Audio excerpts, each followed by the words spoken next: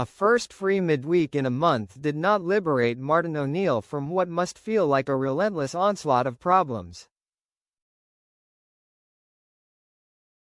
As welcome as it was for the 74-year-old, Sunday's victory at Ibrox further underscored the issues Celtic face in the final third in terms of creativity and finishing. To win a match without registering a single shot on target takes some doing, and a penalty shootout won't be an option against Motherwell on Saturday. "We have to be a bit more creative," said O'Neill. "You've got to get hold of the ball.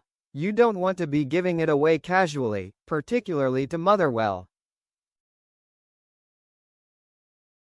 Easier said than done. While O'Neill rubbished suggestions that Callum McGregor is a long-term injury concern, he should return at Tannadice next weekend, the skipper's absence will be keenly felt in another must-win game. Arne Engels is still sidelined, although O'Neill has penciled in his return for the trip to Dundee in 3 weeks' time.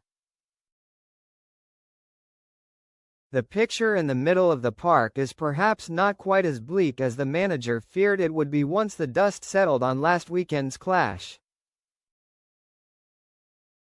Paulo Bernardo's cameo role in Govan suggested he still has a lot to offer his season. Likewise Reo Hatate, who capped another improved display with an ice-cool penalty. Then there's Alex Oxlade-Chamberlain. Evidently short of match fitness when hooked at halftime in the first installment of the double-header, he looked more up to speed when replacing Luke McCowan just before the hour mark. The ex-Arsenal and Liverpool midfielder has benefited from an uninterrupted week's work. While the captain's loss is a blow as Celtic try to rein in hearts, O'Neill feels it might be offset by Oxlade-Chamberlain coming to the boil at the right moment. He could easily play Callum's role, having had that experience. Just getting another week's training in and getting used to it. We do an awful lot of tactical work here. He's a very clever player, but he's having to get used to getting into certain positions that he might not have gone into naturally before. He's very, very self-critical and he doesn't have to be. I've said to him that, if he never kicks another ball for us, his late goal got us 3 points when it was just 1 on the cards against Livingston. I hope he doesn't take me too literally and say, "Well, I'm just going to down tools now." But, no, he's done fine. He found the pace of the game against Rangers the previous Sunday was really hectic and that doesn't surprise me. He just got lost in the game, hence us taking him off at halftime. But he was still disappointed with himself. His calm conversion of Celtic's first spot kick at the Copeland Road end proved that a prolonged spell out of the game hasn't affected his nerve. Coming after James Tavernier struck the crossbar, Oxlade-Chamberlain set the tone for a perfect sequence from 12 yards which took O'Neill's side into the semi-finals. Seeing Austin Trusty, Reo Hatate and Tomas Sivankara also fire beyond Jack Butland spared O'Neill from having to watch Liam Scales take number 5 through the cracks in his fingers.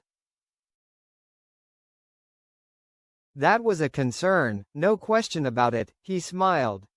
I scrubbed him from the list twice. I even had Brian Wilson in before him. I said to him, "Would you take a penalty?" And he looked at me as if to say no, then said, "Yeah, I'll take one." It showed great character. But if it had been the one to decide the game, it might have been a different ballgame. It isn't good for a 74-year-old. With McGregor and Kieran Tierney joining a roll call of automatic picks on the sidelines, there was little logic to suggest Celtic would stay in the competition. For the 4th straight away game, they dug in. It wasn't pretty, but effective. We went in with a side shorn of a couple of really good players, said O'Neill. I'm not talking about the long-term injuries we've had all season. It was our 4th game in 10 days. So, the longer the game was going on, it became a more defensive job as much as anything else. It wasn't a case of playing for penalties. Overall, it was a really great effort by the team because we were under pressure. Almost lost in the aftermath was the reward. O'Neill will face St Mirren at Hampton. Many believe he should have had the honour in the League Cup final, only for Wilfred Nancy to be ushered in. "Hindsight is a great thing," he said. "I can understand the club at the time thinking it would be hard for a manager just to step in and that be his first game. So, he had to have the week beforehand. I have no complaints today." As for today, Motherwell represent a serious threat to Celtic's hopes of remaining in contention for the title. Their boss Jens Bertel Askew has fused style with substance. So much so that, if O'Neill walks into the sunset this summer, the Dane could scarcely have done more to showcase his credentials as a possible replacement.